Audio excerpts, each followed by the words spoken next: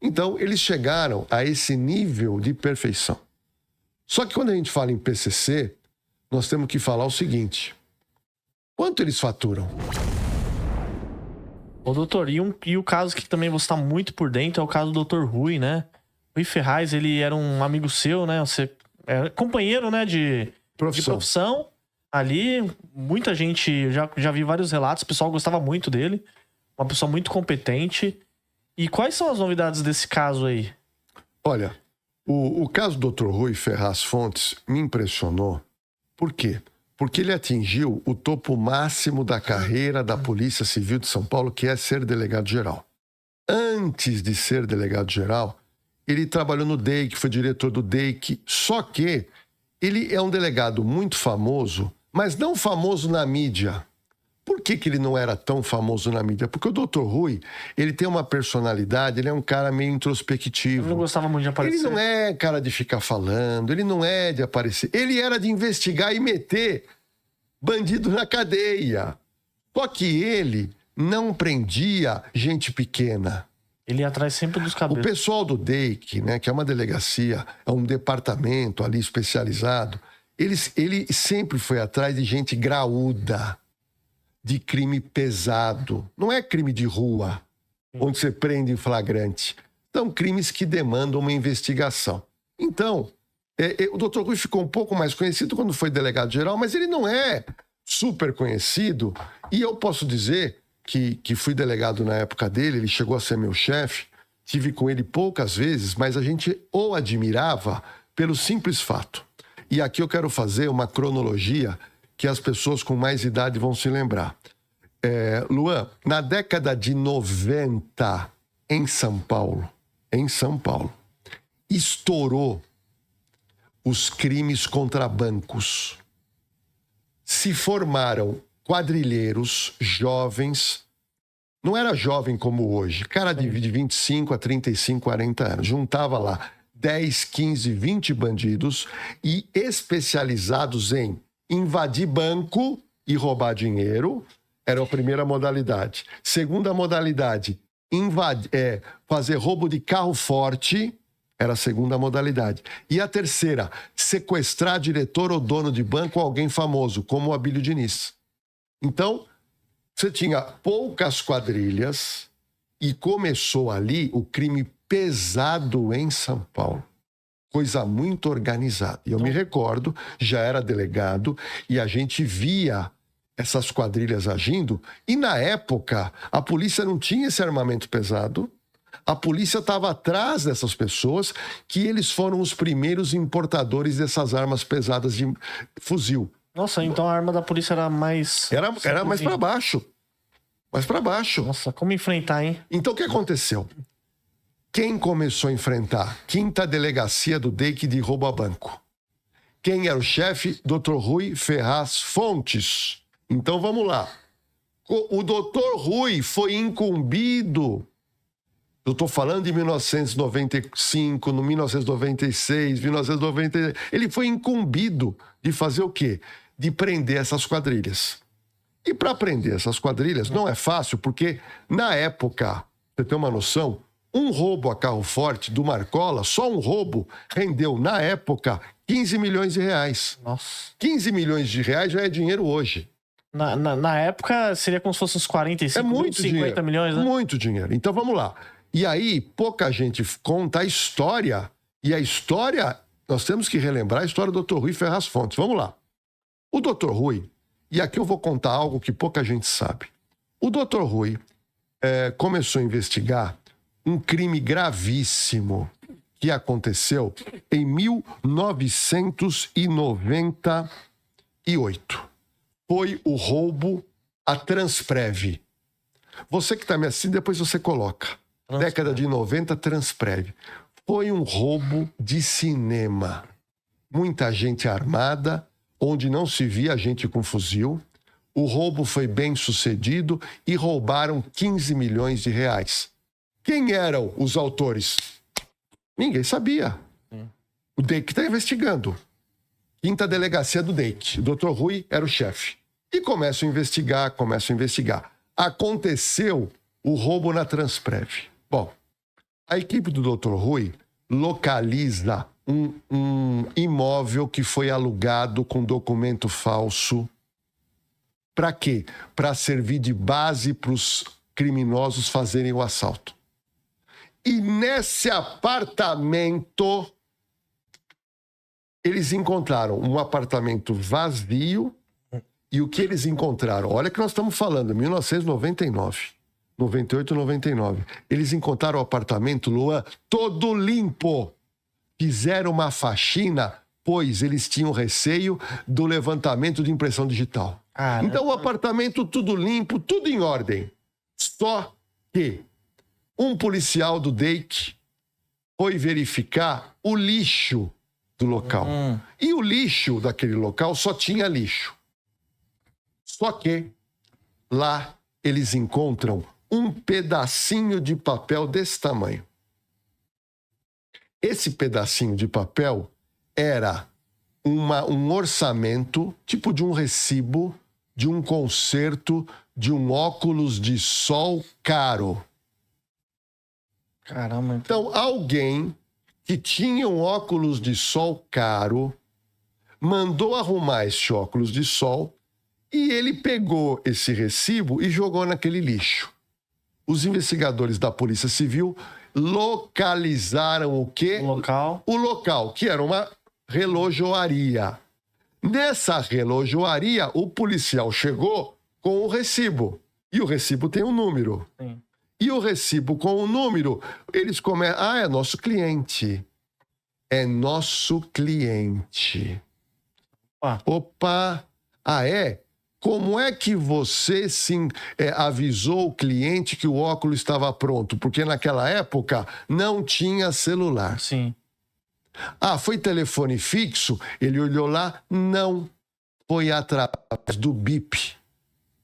Você sabe o que é bip, Luan? Sei. Aquele colocado do lado da cintura assim, né? Você que está nos assistindo, você sabe o que é bip? Bip.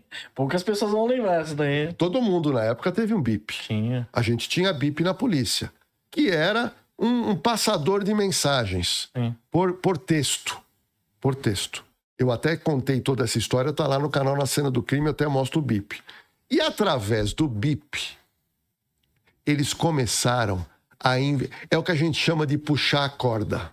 Sim. Porque o policial civil, o investigador, ele precisa de uma pontinha de uma corda. Você começa a puxar até chegar na cobra, até chegar no tubarãozão lá.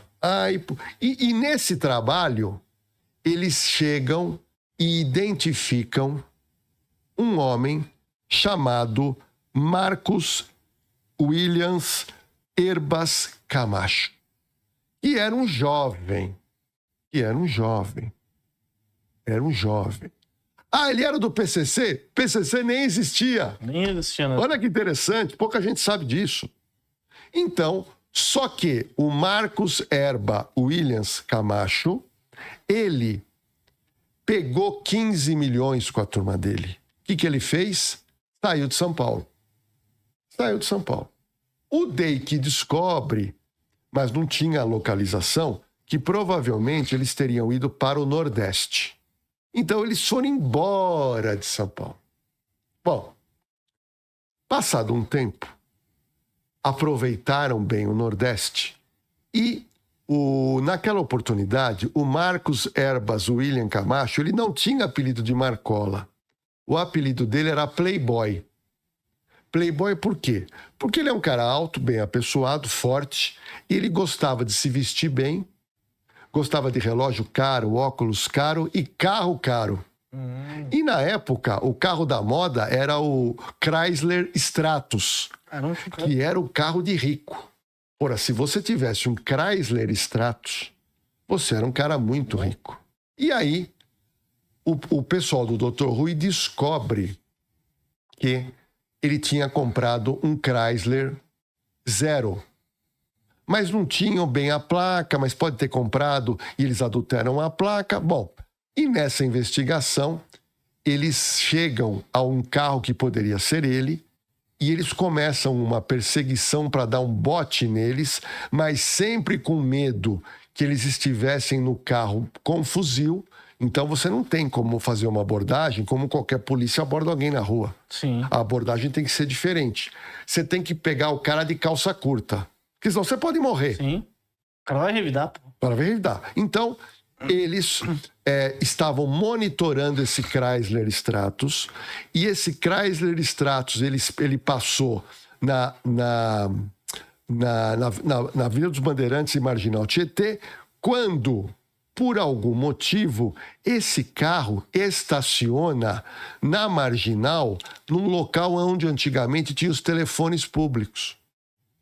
E ele desceu para dar um telefonema. Quem que desceu do Stratus? O Marcola. Quando ele desce, os policiais civis aceleram as viaturas e ele não teve como fugir. Ele não tinha como correr, porque tinha o Rio Tietê. Sim. Ele não tinha como fugir. Mas o motorista dele, que era outro bandido, conseguiu fugir. Mas a polícia prende em 1999 o Marcola, e eu mandei a foto dessa prisão para você. Eu mandei a foto. Coloca aí, Matheus. Que é a foto do dia seguinte, ele sendo fotografado no DEIC, aonde o Marcola está muito jovem. Então essa foto, olha que curioso isso. Então o Dr. Rui prende o Marcola em 1999. Dia 20/7 está aqui a data. Tá lá. Rouba banco. Veja que ele é bem jovem. Bem jovem mesmo. E ele tá preso até hoje. Ele tá preso até hoje. E aí o seu público pode falar, mas Lordelo, qual a mágica que o Dr. Rui fez? Pra prender ele. Pra prender. E eu vou te explicar. Sabe por quê? Eu tô cansado também, ô Luan, de ver policiais reclamando. Ah, a legislação não ajuda. Ah, não adianta reclamar. Você tem uma lei, você tem que fazer o máximo que você puder daquela lei que existe. Sim. Ficar reclamando, parece que você quer dar uma desculpa por um trabalho que você não consegue fazer. Mas a pergunta que fica, o porquê que o Dr. Rui manteve esse homem preso até agora? Sim. E eu vou te explicar.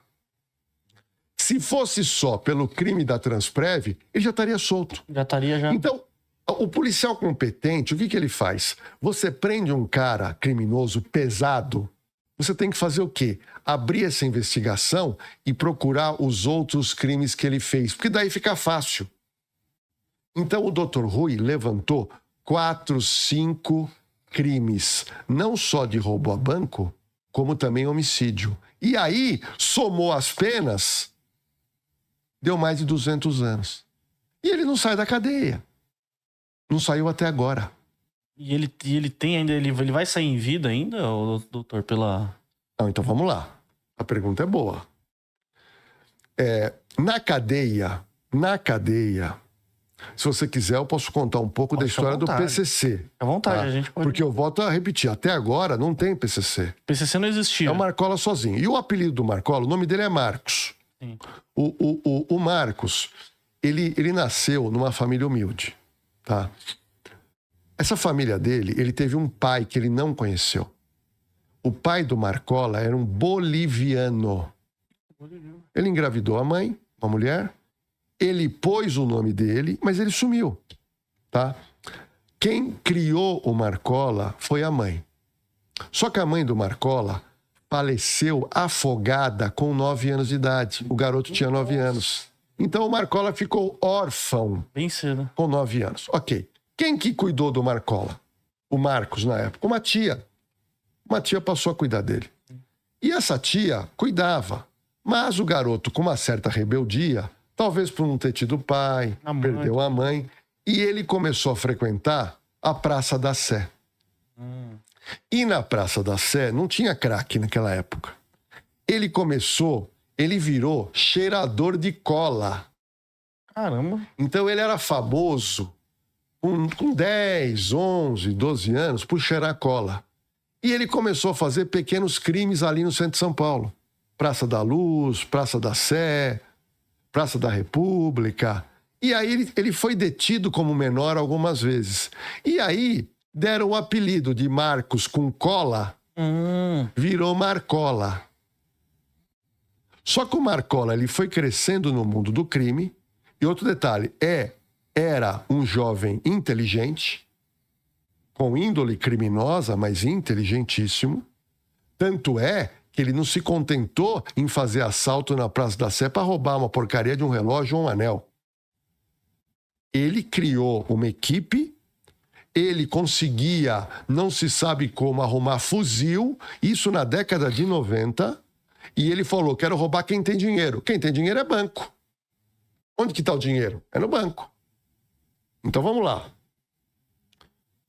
O Marcola vai preso. 1999. Foi preso. E aí, não quiseram deixar ele em presídio em São Paulo. Por quê? Porque ele era um cara já conhecido. Mandaram ele para o interior. Ok. O que aconteceu? 1992, o mundo inteiro acompanhou, e até o mais jovem acompanhou, quando teve aquela rebelião na casa Carandiru, né? do Carandiru. Aquela rebelião, fogo, a polícia entrou, e o rescaldo daquilo foram 111 presos mortos. Resistiram, morreu. Aquilo gerou um impacto internacional. Não foi brincadeira. Quando o impacto é nacional, a coisa se resolve. Mas quando o impacto é internacional, quando chega na ONU, então fica ruim para o Brasil. E aí o Brasil tem que tomar medidas. Bom, o que aconteceu? Os presos no Carandiru, isso em 92, foram sendo transferidos do Carandiru. Depois do massacre. Foram sendo transferidos. E existia um grupo lá do Carandiru, eram 8 amigos, 8 parceiros que gostavam de jogar futebol. Tudo bandido. Tudo cara pesado, que jogava bola. E eles tinham um time de futebol lá no Carandiru chamado Primeiro Comando da Capital. PCC. Já era o time de futebol deles. Já era um time de futebol. Esses 8 criminosos foram removidos lá para o interior. E lá, eles estavam preocupados que o que aconteceu no Carandiru acontecesse em todo o estado, que os presos iam morrer. Aí esse grupo, eles tiveram contato com um cara na cadeia que era do Comando Vermelho, no Rio. Porque o Comando Vermelho foi a primeira facção do Brasil. Ela surgiu primeiro. E era uma facção que não lidava com dinheiro, era só para garantia de direitos e garantias de sobrevivência na cadeia. É como se fosse uma entidade de classe. Não mexia com grana. Aí, esses 8 chamava 8 da capital, que era o primeiro comando da capital, eles criaram uma entidade. Bom, nós vamos fazer uma entidade, nós somos aqui a diretoria, vamos fazer um estatuto e vamos... Como é que vai chamar? PCC. E ficou. Nessa época, é óbvio, imagina, o grupo cria esse modelo de associação com muita coisa que já era do Comando Vermelho, que já tinha mais de 10 anos. E aí, você tá na cadeia, ali só tinha cara pesado. Você concorda que todo mundo quer entrar? Sim, com certeza. Eu quero morrer. Não, nós unidos somos mais fortes. Sim. Quem que se apresentou lá que queria? Marcola se apresentou. Ele não tava nesses 8 primeiros, ele tava na sequência ali. Ele já tava preso lá. Sim. E não foi ele que teve a ideia. Só que quando ele se apresentou, ele já era um cara famoso, por quê? Porque ele assaltava banco. Então você imagina, você entra num presídio, a primeira coisa que perguntam, você quem é? E já sabiam quem era ele. Porra, esse cara assalta banco. Esse cara tem fuzil. Pô, esse cara é rico. Esse cara deve ter dinheiro lá fora. Esse cara é forte. E ele é um líder. Mas no começo, ele foi ser um associado ali. Vamos dizer assim. Ele fez parte daquele grupo. E aquele grupo foi crescendo. Foi crescendo no sentido de ganhando um corpo, mas sempre visando a garantia dos presos. Nós estamos falando de 93. Porque eles tinham muito medo de acontecer o que aconteceu no Carandiru. É isso. A finalidade também lá no Rio do Comando Vermelho era a mesma coisa. Bom, o que aconteceu? Próximo dos anos 2000, é aquela coisa de briga entre chefe. Eu quero ser o chefe, eu quero ser o dono, papapá. Começou a morrer alguns líderes por algumas discordâncias. E mais ou menos 2002, 2003, quem que vira o líder? O Marcola. Caramba. Ele vira um dos líderes, tá? Ele passa a mandar e foi a partir dali, praticamente 10 anos depois da criação do PCC, que eles resolveram, pera um pouquinho, nós precisamos de dinheiro. Ele começou a articular Não, porque como é que eles ganhavam dinheiro? Até para ajudar os irmãos ali, pagar advogado, eles faziam rifas. Ah, entendi. Então, quem estava na rua, os parentes faziam rifas para poder ajudar. Porque o que o preso precisa? Ele precisa de comida, aí você pode levar no presídio. Além da comida do presídio, o familiar pode levar. Sim. Pode levar um remédio, você pode levar uma pasta de dente, você pode levar comida. Só que eles conseguiam um dinheirinho um pouquinho. Só que eles falaram, não, vamos começar a ganhar dinheiro na rua. E aí, aos poucos, eles foram introduzindo, eles conseguiram comprar drogas e revender. E isso foi crescendo, crescendo, crescendo. E o PCC hoje está em quase todos os estados brasileiros. O PCC, ele vende drogas para 28 países. O PCC inaugurou recentemente a venda de franquia e microfranquia do crime. Caramba. Chegou nesse ponto. Até microfranquia do crime. Porque eles vão estruturando o negócio. Como é que funciona a franquia e a microfranquia? Então, numa área, em uma determinada cidade do Brasil, você tem o quê? Uma determinada região que não tem ninguém ali vendendo drogas. Então, o que eles fazem o quê? Eles fazem ali um oferecimento, quem quer comprar aquele espaço, sob comando do PCC, como se fosse eles o franqueado e você quer comprar uma franquia. Se for um terreno maior, é franquia. Se for uma área menor, é uma microfranquia. Aí você fala, eu me interesso, já sou do crime, eu sou usuário de droga, eu também já vendo. E como é que funciona? Não. Olha, essa área aqui é muito boa, você me paga 100 mil, você fica dono da área. Você vai ter que comprar droga da gente, você tem um lucro tal, nós te damos apoio, nós temos advogado, então nós ajudamos você. Então eles chegaram a esse nível de perfeição. Só que quando a gente fala em PCC, nós temos que falar o seguinte, quanto eles faturam? Nossa, tá na casa de, sei lá, 1 bilhão já, será? Então vamos lá, quanto eles faturam? Não consigo nem mensurar, né? Deve ser tão... O Ministério Público de São Paulo, a cada 2 anos eles soltam alguns números. É óbvio que são números empíricos, né? Então, assim, conclusões com base em materiais que eles levantam, escuta telefônica, uma informação ali ou acolá. Só para você ter uma noção, nos cálculos do Ministério Público, tá? Anualmente, o faturamento do PCC chegaria a 7,500 bilhões. 7 bilhões e 500 milhões de reais por ano. Mas isso é um cálculo empírico. Mas estimativas, né? Eu te pergunto, essa estimativa, Luan, na sua visão, ela é mais para baixo ou mais para cima? Ah, bem mais para baixo ainda. A tendência é ser para baixo. Sim.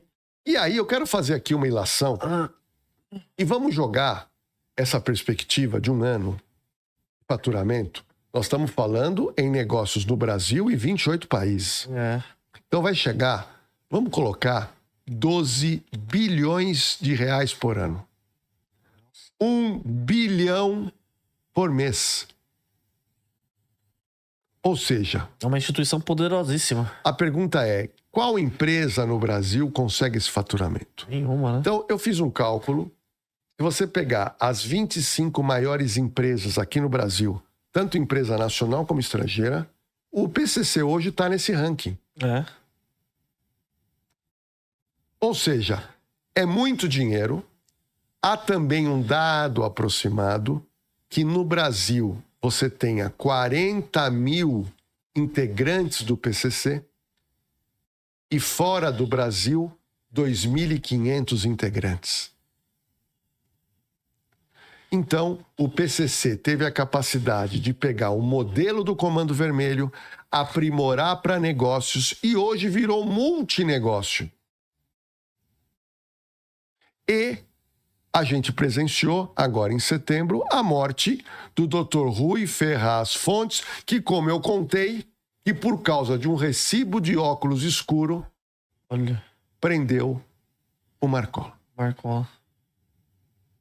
Estamos vivendo algo parecido com a entrada da internet nos anos 2000. A inteligência artificial está transformando tudo e empresas como Nvidia, Microsoft e Google estão na frente dessa revolução. E na Quant Fury você consegue acompanhar o desenvolvimento das ações, investir e ver a cotação em tempo real. E é muito simples, você vem e procura aqui, você pode ver Meta, Google, Microsoft, são empresas que investem massivamente na inteligência artificial. E você pode investir com apenas um clique, ó. Comprar, eu quero investir aqui $50. Vou colocar aqui, comprou.